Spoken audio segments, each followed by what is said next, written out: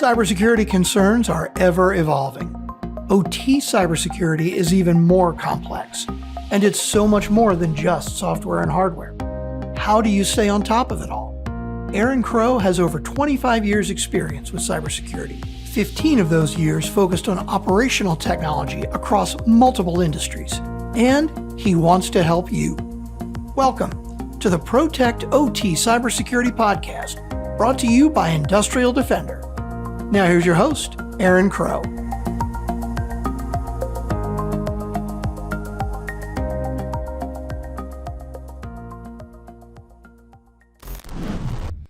Outstanding. So this is a fun one for me because normally I'm usually doing a one-on-one interview. So this time I'm outnumbered by the guest on the episode today.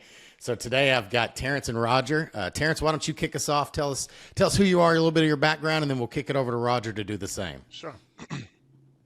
Okay, well, my name is Terence Gill. I am the program manager for the Texas Cybersecurity Outreach Program. I work for Paragon Systems, which is a part of SCIS, which is a large physical security company that has many government contracts and facility contracts for Sure. physical security. Sorry. My background is in computer science and finance. I've worked in defense. I've worked in banking, and also state and local government. Awesome. How about Roger? How about you, bud? Hi, Roger Simmons. I'm the Cybersecurity Specialist for the Outreach Program. Also working for Paragon Systems. My background is in cybersecurity. I started out at the state level, working for the state of Alaska, and then switched to working for the DoD for about 7 years, and then dabbled in cloud and medical device security for a few years before circling back and working for the state, and then getting this gig. A lot of cybersecurity and different platforms, formats, working hands-on, administering stuff, as well as getting an opportunity to build out programs and compliance, kind of all the buckets. So, yeah. That's awesome. So obviously I live in Texas. Before we started recording, we talked about Roger living in Texas. I know, Terence, I think maybe you just recently moved out of Texas. Yes, about a year ago. I was living in South Austin. Now I'm actually living in Central New York. A big now. change. So we've got Alaska Yes. and New York, Big and now change, Central New York. Yeah. Okay. Yes. Well, yeah. So let's talk about obviously Texas flag back there, right? Texas. Let's talk about that outreach program. Like, what is that? Like, can you kind of explain what that is and what the focus of it is? Sure. So the Texas Cybersecurity Outreach Program came out of Texas Senate Bill 936 back in 2020. The Texas State Legislature felt that the Public Utility Commission required greater cohesion amongst the utilities across the state. And so this is a way of empowering the Public Utility Commission to bring utilities together to share information and collaborate on cybersecurity solutions amongst themselves. So out of this was born the Texas Cybersecurity Outreach Program. Paragon Systems, or at the time SCIS, was awarded the RFP for that contract. And so that's where kind of Roger and I came into the picture back in March of 2020. That's where it all began. So we were kind of new in the state of Texas, new boots on the ground. And it's been an uphill battle trying to attract utilities to join a program and to trust a company that Sure. they've never heard of. But with perseverance and obviously with the support of the Public Utility Commission, we've been able to really make great headway into the state and to gather a bunch of utilities, investor-owned utilities, municipalities, cooperatives, and river authorities into the program. So what's the prime use case for that? Because I mean, it sounds like a great opportunity, but I can also see from the asset owner perspective, because when I wore that hard hat up there, right, I was always hesitant to say, hey, I'm here to help. Like, are you really? Like, I wasn't sure. It was always like at an arm's length until I really understood what the value was. And again, like you said, coming from a company that maybe I haven't heard of, what is that use case and the value statement for this organization? Well, the way we marketed the outreach program is one where utilities will have a forum to discuss the issues that are important to them. I think up to this point, there's been a number of working groups, whether it's through ERCOT or EISAC, that utilities can kind of go into and have those Hmm. conversations. But this organization is specific to the state of Texas. And I think that was really the unique selling point for the outreach program, is that this is specifically for Texas utilities. And this is a forum where we can meet periodically to talk about issues that are affecting utilities in the state of Texas. So is it predominantly cyber related, and is it around? Does it include compliance? Like what all kind of verticals are included in those conversations, or is it just wide open? So yeah, we're pretty much wide open. The way we tried to build the program was around the interests of the participants. So the first couple of years was kind of getting to for the utilities to get to know us and for us to get to know the utilities, where they're at, what resources they have, what areas they may be interested in learning more about. So we used that kind of first year, a year and a half, to kind of get a better understanding of each other and to build a comfort level with the utilities that were participating with each other. Because there's some that like to participate in the sense that they'll dial in and listen. There's others that are more talkative and like to share. And so I think, at least initially, right, we were trying to guide them, give them a sense of ease around sharing, maybe not necessarily sensitive information, but maybe things that are concerning them in their programs and building them out. We do have a lot of compliance folks. We have a lot of IT and OT specific technical folks that come and listen. In addition to kind of that sharing piece, one of the selling points, at least I think, is the offerings that we try to provide, right? So I reach out to people I've met in my past working experiences in different areas in compliance and on the legal side as well as on the technical side, and bring in experts to speak to the group on various topics. And a lot of the topics are driven by feedback from the utilities, right? So we listen when they're sharing information, and we identify areas that maybe they want to learn a little bit more.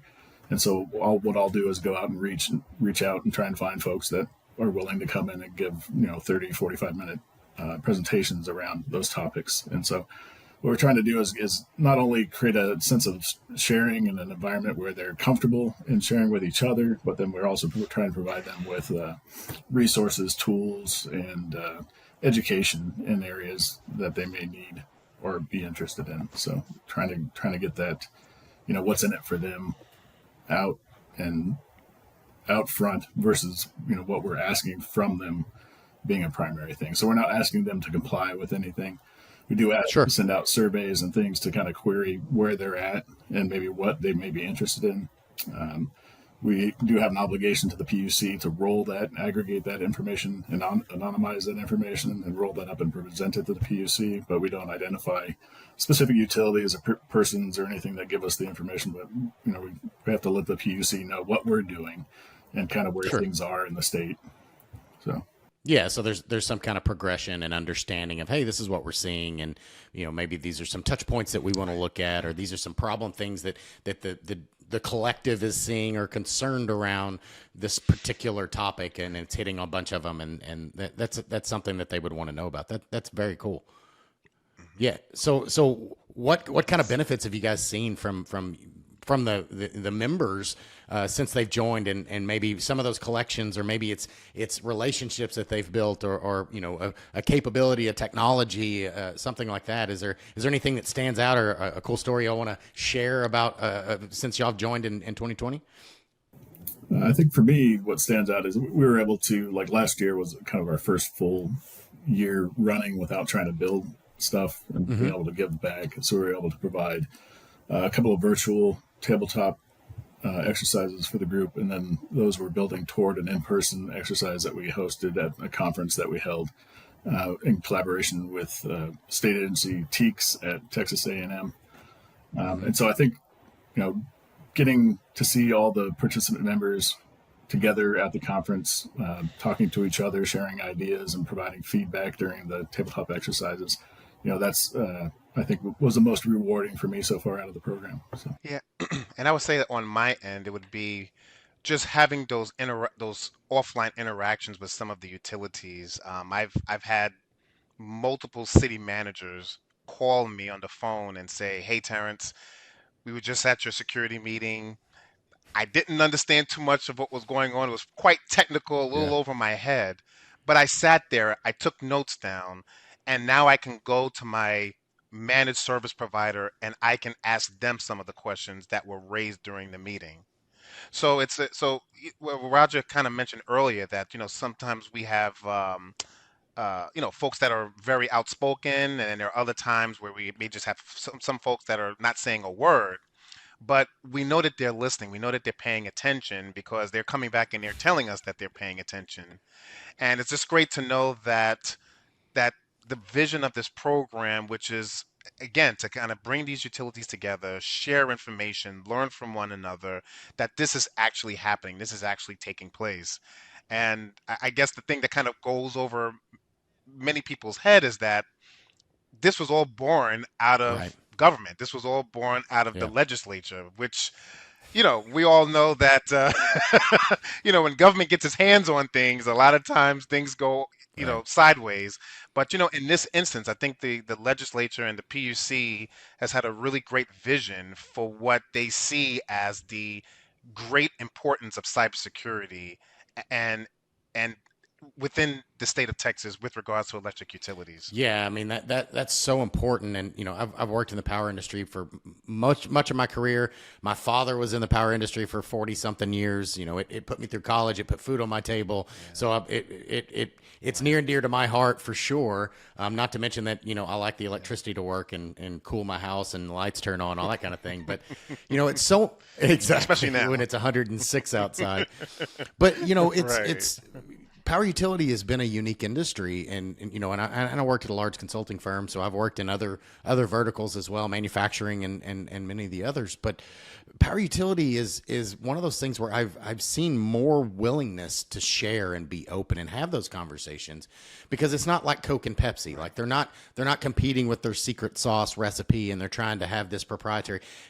My generator is the same as your generator, and I'm not really competing with you on the generation side or even the transmission side. Like all that stuff is already dictated. So it's okay if I share how I'm operationally, saving money or time or resources or this product, because that's not the competitive edge that I need to maintain my business. So it's more likely for me to talk to my competitor down the street, because it's not competitor in the same way that Coke and Pepsi or Chevy and Chevy and Ford or Tesla, whatever.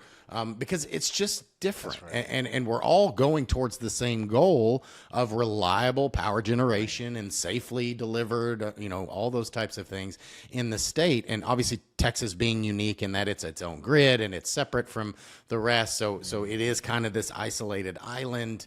But that goes into how powerful an organization and an opportunity like this can be, as long as those people come in knowing that, hey, what I say here is not going to be held against me. It's really to understand what's going on and what concerns we have, so that the greater good can come out of, hey, these are some things that we want to raise up so that somebody can look at it, because we're struggling with these things.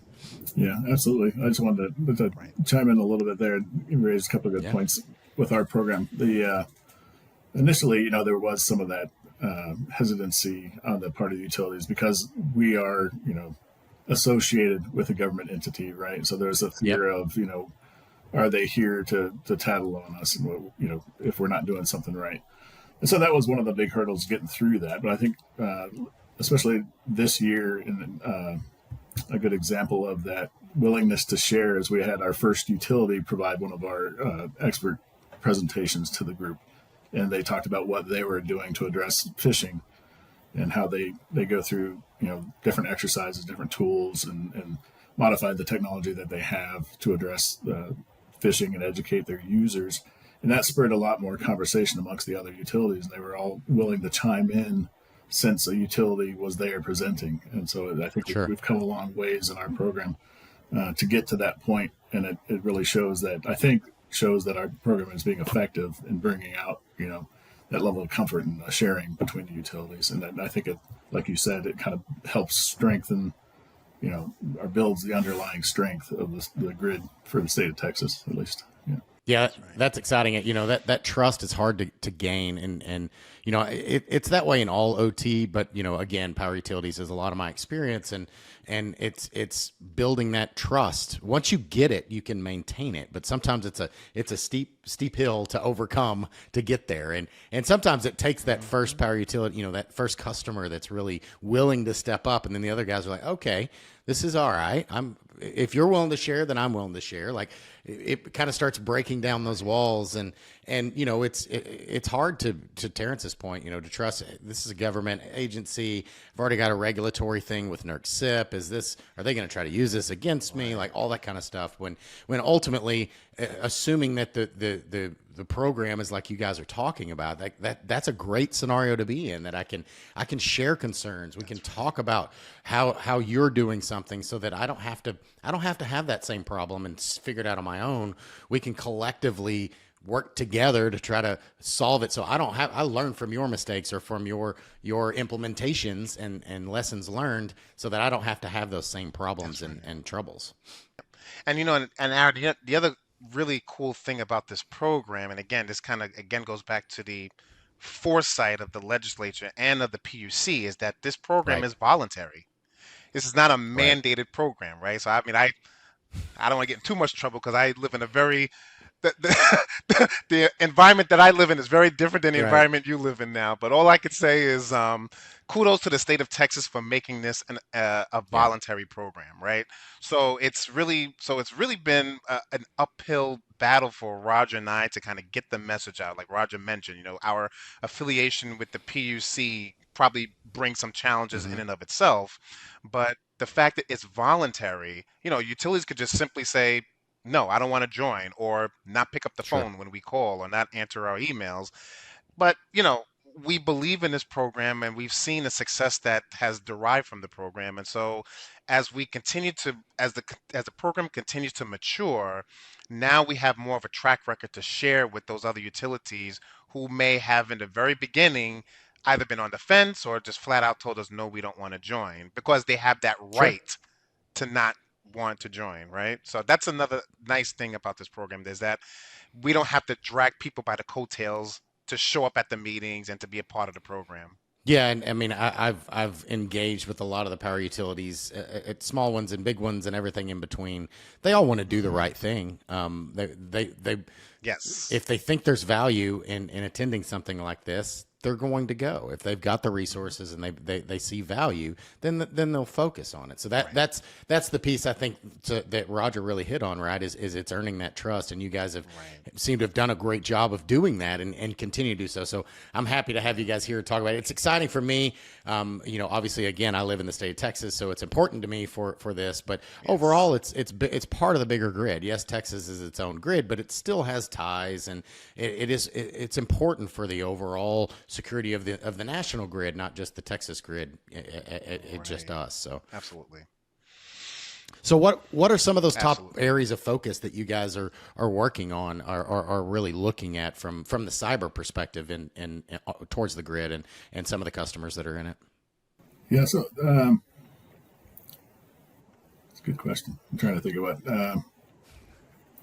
I think like in all industries, there's a need to understand what you have and what it does, right? So you have in order to have good cybersecurity, right, you need to know what all of your systems are where they are, and then understand what they're doing, not just what they're doing intentionally, but what they're doing, unintended usage scenarios. And so I think, that's no different for the grid either than any other industry that I've worked in.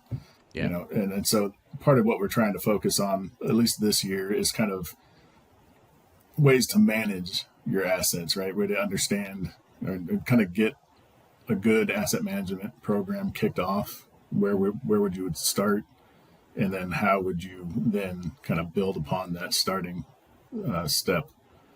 And so what we're looking to do is, bring in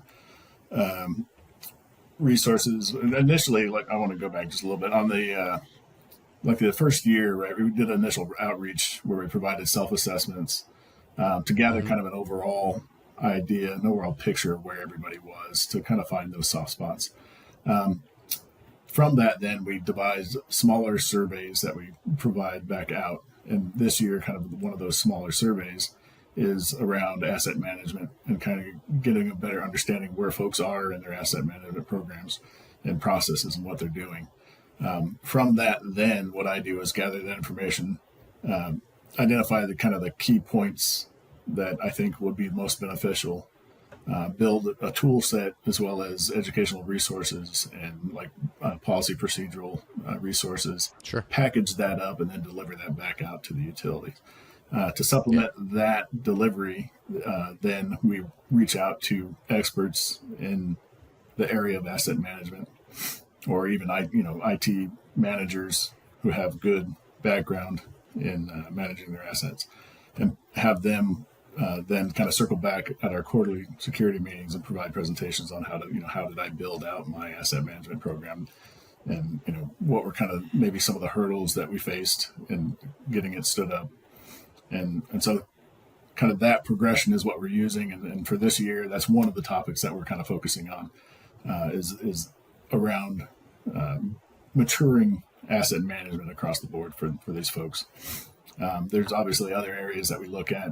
There's other concerns that come from compliance issues. I know there's like third-party risk management. There's also cyber insurance, and there's things around,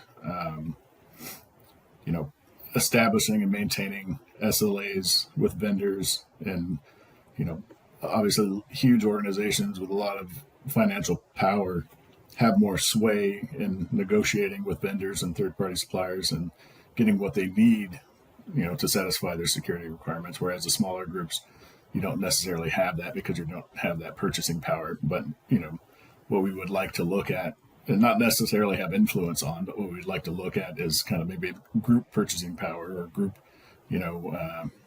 establishing kind of a baseline for the smaller utilities that can use that as a bargaining chip when they're going in and negotiating things with third parties.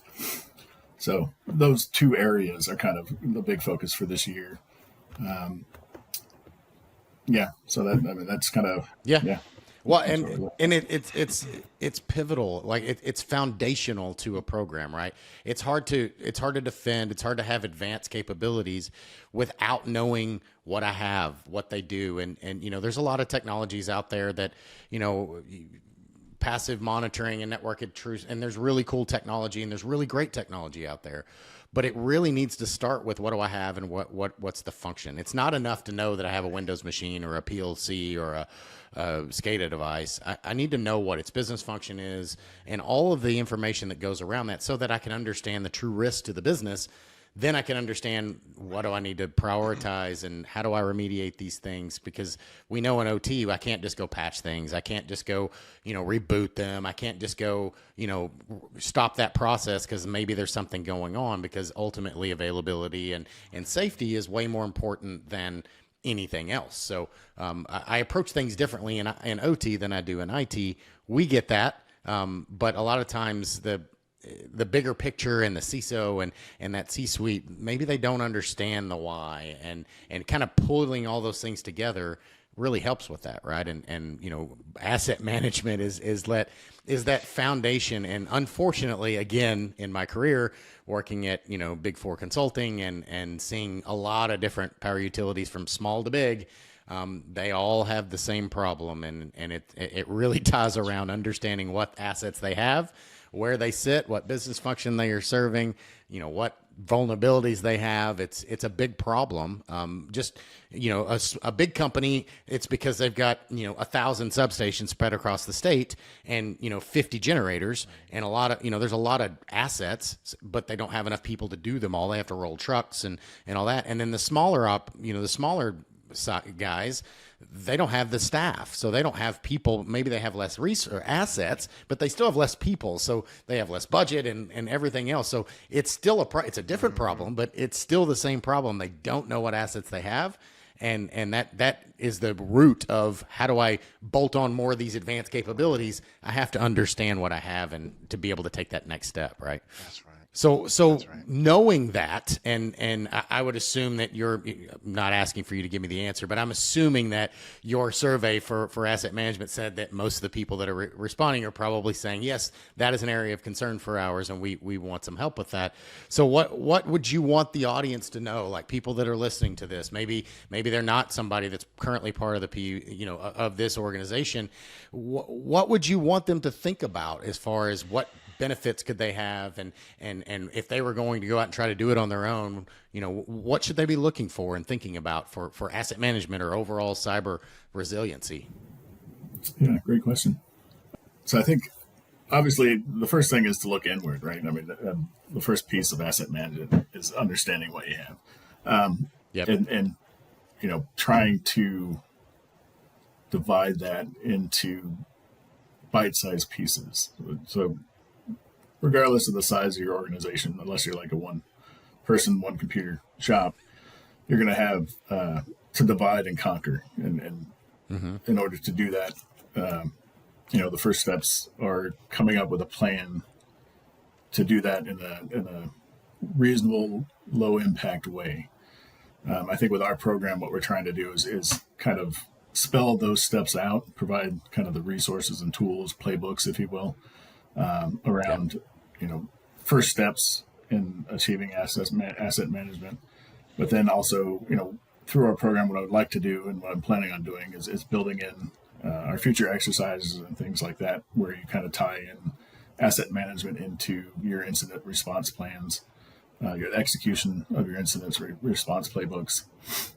And I know those things are further down the line and not the initial steps, I think, but at least from our program, I have to look at a little more holistically and how far down the path and be able to satisfy across organizations of multiple size. So you're not boring the folks that do this on a day-to-day basis. They're also getting something out of it. Sure. Yeah. So, it is, it's a big and can be daunting task, asset management, especially if you have a large organization and you haven't really dove into it or wasn't built out from the beginning. And I think really the first steps are just kind of getting the big picture, dividing that big picture up into smaller pictures that you can then prioritize, identify by risk, and then get in there and then start, breaking each of those smaller pieces down even further and identifying, what you have, what you need to do for it. And it's kind of one of those. Well, and it really ties they're all interlinked, right? It's whether or not I haven't done anything and I'm starting from zero. I can see that start, where to start, how to get going. Like, what are those steps that can be helpful? If I already have a program, I've been doing it for years, it's still valuable because then I can say, okay, this is what we're doing and this is what you're recommending. Am I missing something? Is there something I can do better? And then the other piece that you just tied into that is how does this, because asset management, I don't do asset management because it's fun, right? I don't do it because, it's really not even cybersecurity. It's overall hygiene and understanding, but it leads to other things like tying into your incident response, tying into your tabletop exercises, tying into these other things are how you build resilience, how you build more reliable systems, and how I can respond and react quicker because I understand what these things are. And it's not all it's not all technology. Again, I work for a technology company, so my marketing team will kill me, but it's not all about a product, right? I can buy the best products in the world, but unless I have the people and processes to support it, integrate it into my systems and my overall business, they're not going to do any they're worthless. It's like, the analogy I always give is I can buy the best woodworking tools in the world and put them in my garage, but if I don't go out there, pick them up and know how to use them, they're not going to build me any furniture. Like they're not magical. That's right. It still takes people and process to understand, and people that are dedicated to it and looking at it and asking those questions. And the other piece to this that I love about what you guys are doing is it's constant improvement, right? It's a never ending progress. It's not like, hey, I've checked the box, I'm secure, like I'm done. Like, okay, now let's close up this project and move on to something else. Like this is something that's going to go on into perpetuity. It's not going away. And it's something that I think finally organizations are starting to realize, and I love, like you said, that this started from government, right? This started from our regulators understanding that this was going to be a concern for the reliability of our grid, and what can we do to support our entities that are generating this power and transmitting it and distributing it and selling it. Like, all those are things that are important to Texans and overall the grid. How do we support them and give them resources that may not be mandating, hey, you should do this or you shall do this, but it's maybe just resources that they can share. So that's exciting. I love the government and private interactions and information sharing. I think the more information sharing we can do for certain things like this, within reason. Obviously, I don't want to share proprietary information, but there's a lot of things that we can share that just help overall everyone. Rising tides raise all ships, right? That's right. Absolutely. Absolutely. And Aaron, the other major challenge, and I think you brought it up earlier with respect to asset management, is getting the buy-in from the C-suite, right? That's really becoming a more of a talking topic that we're experiencing when we speak to the utilities at our meetings, is that, how can I convince the executives that we need to pay more attention to asset management, that we need to, focus a little bit more on it and get a better understanding of what we have and how to manage it, right? Because if we don't, then that's going to leave us open to an attack, essentially. And how all those things tie together, right? And why asset management's important. Roger, you hit on that earlier. Again, I know we sound like a broken record, but it really is the foundation of everything else.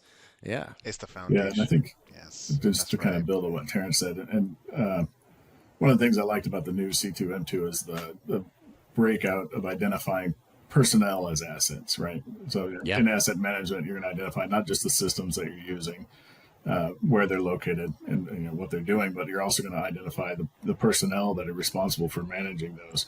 And I think if going through a process to where, like a BIA, business impact analysis, you're identifying your critical processes, your critical personnel, I think kind of building that into your asset management process, where you're identifying the critical personnel needed to manage assets during a crisis. That's another piece and aspect of asset management. Most people probably won't consider, at least initially, they'll think of, what do I have and where's it at? But, that personnel piece then can also be used to say, hey, I've got one person that's managing 1,000 systems. If that one person, is out and we have a crisis, do we have enough resources to cover an incident like that? Or, even on a day-to-day, is one really enough to manage the day-to-day usage and your typical turnover and outages and things that happen just to keep the lights on? So, and then being able to capture that in a translatable way for bringing to your CEO or your C-suite to say, hey, we need more resources based off of what we have, based off of our, what we've defined and discovered in our asset management discovery process. Yeah, and it's super key to tie that. That's one thing that we really focus on with asset management is, it's, to your point, it's not all about just the people, especially in OT, right? Because a lot of these systems, they're in the middle of nowhere. Not only do I need to know what it is, but I need to know where it is. And the machine name doesn't really mean anything to me. IP address doesn't really mean anything to me.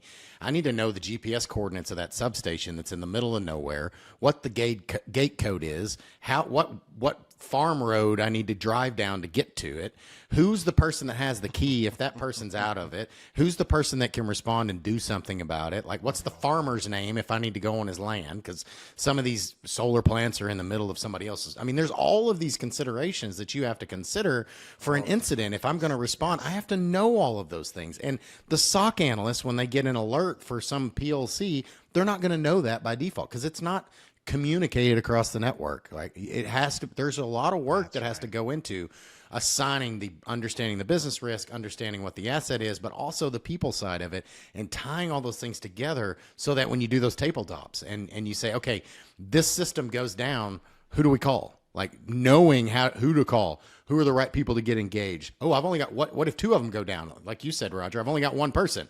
Well, what if we have two sites at two different locations? What do we do then? Do we have a backup plan? Like the only way you can see those where you're lacking in your plans is by understanding, having that level of detail to say, oh wait, we're missing something here, right? Absolutely. That's exciting. So what's next? Like, what's the next event? What's the next outreach? Like, how do people get involved? Like, how does this work? So the next event for the next event, we're going to be hosting a cybersecurity summit in Dallas, Texas on November 7th and 8th. So while this event is pretty much open to organizations outside of electric, I mean, we're going to be inviting our electric utility partners Sure. to this event.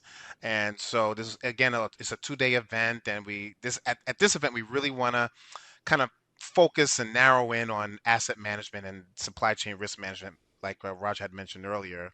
So that's going to be one event. As far as kind of getting into the cybersecurity outreach program, it's as simple as just communicating with us and letting us know your intentions of wanting to be a part of it. And so what does being a part of the outreach program means? Well, it just means that, you know, you're willing to participate in our quarterly security meetings that we have, and that you're a willing participant in some of the other activities we have, like the tabletop exercise that we like to do on off years outside of GridX, as well as other education and training events that we're always looking to hold, and bring in experts like yourself to talk to the utilities about these really important topics like asset management. That's good. That's outstanding. So with that, so Yes. what is one thing, kind of a wrap up question, like I warned you guys about, what is maybe one, and y'all can both answer. So what is maybe one thing in the next 5 to 10 years that concerns you around cybersecurity, and specifically around maybe the Texas grid, and maybe one thing that's exciting and that you're hopeful for, that you see coming for the same thing? Who wants to go first? I'll give you the Sure. non-technical version first, since I would say my concern would just be that not enough utilities are Yeah. talking to each other, getting involved and talking to each other. That's really my main concern, because as we know, there's a lot of bad actors that are out there, and they're working together, and they're doing whatever they can to penetrate our systems and to cause Yeah. chaos and havoc.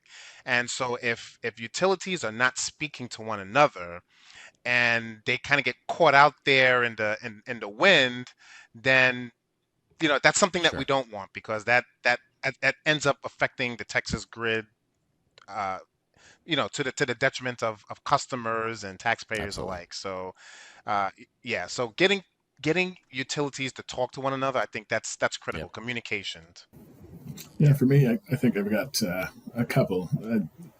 One that actually works for both. So the rise of AI and its potential nefarious uses, right? That is probably going to accelerate over the next few years. Yeah. On the positive side, then you're going to have purpose-built AI to defend against other AI. So I think that is also going to be on the rise, and the usage is going to grow. I think a lot of the concern at the moment is kind of just because it's kind of the hot topic, but I know it's in the minds of some of the people that we work with, and in the news, right? Anything that's in the news is going to raise questions, especially if maybe for those higher up that really don't understand how the technology works and how it's could be used. And then in addition to that, then kind of going back to the personnel as a resource, right? Are we going to have enough folks out there willing, to learn and put in the time? And then the organizations, are going to be willing, to put forth the money to hire folks to do, that are needed to do the cybersecurity work to protect critical assets. So I think those are my top three. So yeah, those are big concerns, and I've heard the AI one, but the other side to an organization like what you guys have, right, is that's an opportunity. There's no way we can be experts in everything, right? I'm really good at what I do, but I can't be an expert in everything. Nobody can, right? I need to be able to be in the room with people that are that have experiences that I don't and are looking into things that I don't. So something like what this is, right, is it's an opportunity to raise concerns. Hey, we have concerns around AI. Is anybody looking into that? Like how can we use it to our benefit? We know, Sun Tzu, Art of War, use our strength as weakness and weakness as strength. How can we use that to our advantage, to your point? Like we can use that to get, capabilities that we don't have or would be harder with personnel and manually doing things. So how can we benefit from that? And that's just one example of a topic that you can get efficiencies by sharing and having those brainstorming sessions as a collective of, hey, we're all power generators, we're all transmitters, we're all, in the same space. How can we share amongst each other so that we get efficiencies from buying power? We get efficiencies from looking at, how do we fund some AI project that can benefit us all? Like those are all exciting things to do, but unless you're having an opportunity to get in the room with people and listen to smart people and have those conversations, you're just in an island, maybe imagining it by yourself, but you don't have the resources to do it on your own. That's right. Yeah. And actually, to echo Roger's point on the personnel issue, I think having qualified expert personnel that's doing the work that you guys are doing, every article that I've read from like numerous publications, this is the single greatest challenge that we're facing in America right now, is finding more Aarons and more Rogers to work at these utilities, because it's really a dearth of experts that are out there, that are focused on cybersecurity and know their way around it. So I definitely want to echo Roger's point there. Yeah, in terms of like expert resources, that's a key worry of mine as well. Awesome. Well, hey, I appreciate you guys being here. I want to give a shout out to the Texas legislation. I think it'd be good to link to all the things in the notes here of all the things we talked about, from the links to the websites and even the articles and such. But I appreciate y'all's time. I'm happy to support in any way I can. Again, I'm a Texas resident, so I'm very keen on maintaining the reliability of our grid and providing my insight wherever I can and helping you guys in any way I can as well. Thanks. Yeah. Appreciate that, Aaron. Thank you for having us. Thanks for listening to the Protect OT Cybersecurity Podcast. If you got some valuable information from today's show, please subscribe, rate, and review the show on Apple Podcasts, Spotify, or wherever you get your podcasts. To learn more about Aaron and to get your free copy of the OT Cybersecurity Solution Buyer's Guide, go to industrialdefender.com. That's industrialdefender.com, or you can click the link in the show notes.